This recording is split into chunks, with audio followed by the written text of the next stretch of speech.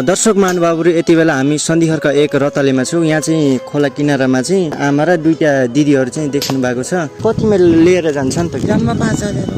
ए महिनाको 5000 एक गाडी। एक गाडीको? खाना दुःख पाइयो। महिनाको 5000 ले के पुर्याउने? कहाँ हुन्छ त्यसले? 5000 त आजभोलिको 5000 के हो र? उहाँसँग चाहिँ हामी कुरा गर्न गइरहेका छौं। आमा के गरेर बस्नु भएको नि यहाँ? ए गिटी कुटेर। ए हजुरले सक्नुहुन्न? नाइ मैले त सक्दिन।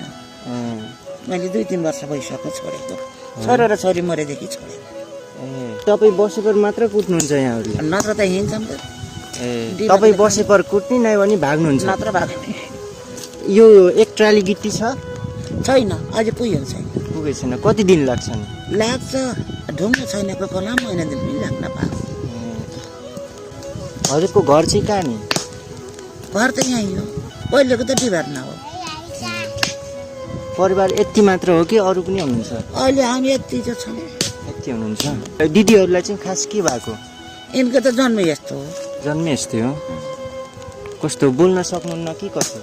आफ्नै इन्तिजामले बोल्छन्, अर्काले भनेर हुन्न। आमा हजुरले के चाहिएको छ नि? मलाई त के चाहिने हो? खाना दुःख पाइयो। महिनाको 5000 ले के पुर्याउने? कहाँ हुन्छ त्यसले? 5000 त आजभोलिको 5000 के हो र? यति बेला हाम्रो भिडियो हेरेर बसिराख्नु भएको दर्शक महानुभावहरुलाई के भन्न चाहनुहुन्छ नि? पहिले सहयोग गरिदिनु होला भन्न पुग्छु।